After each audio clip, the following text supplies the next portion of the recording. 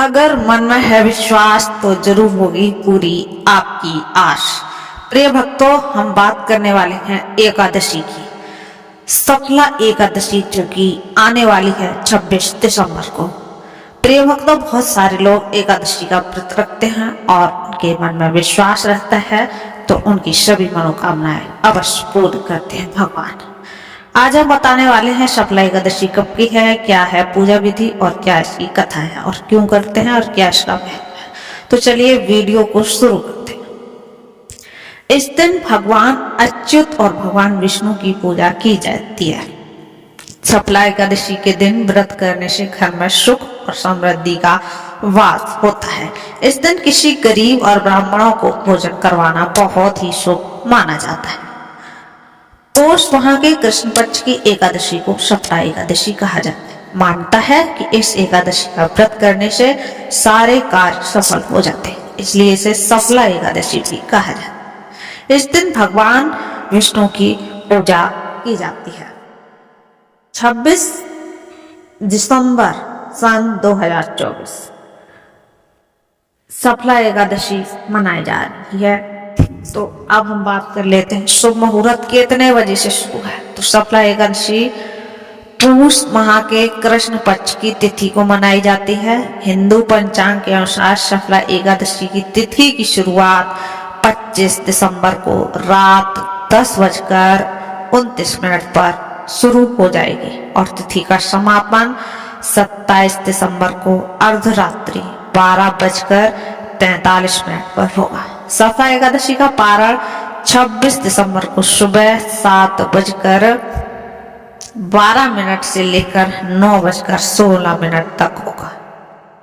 सफला एकादशी के महत्व की बात करें तो सफला एकादशी के दिन भगवान अच्युत जी की पूजन किया जाता है। साथ ही इस दिन श्री हरि का पूजन भी किया जाता है।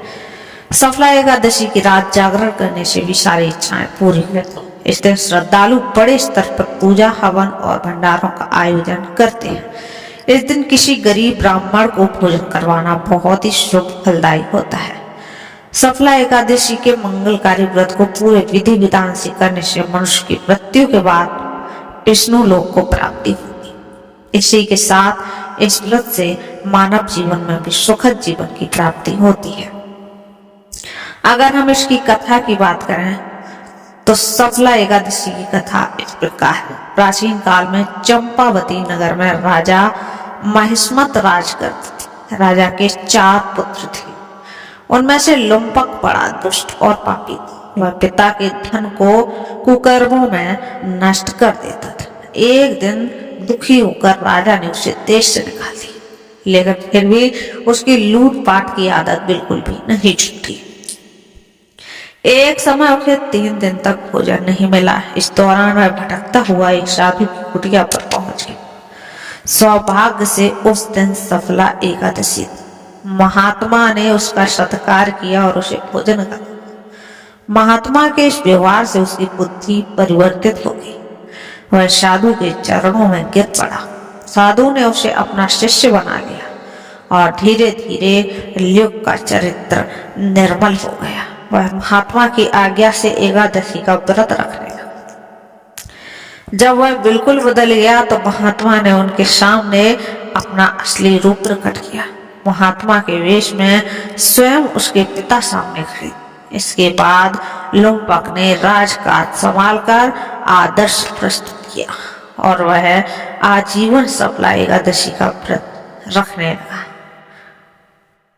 प्रिय भक्तों, आप भी सफला एकादशी का व्रत रखें और अपनी मनोकामनाएं पूर्ण करें।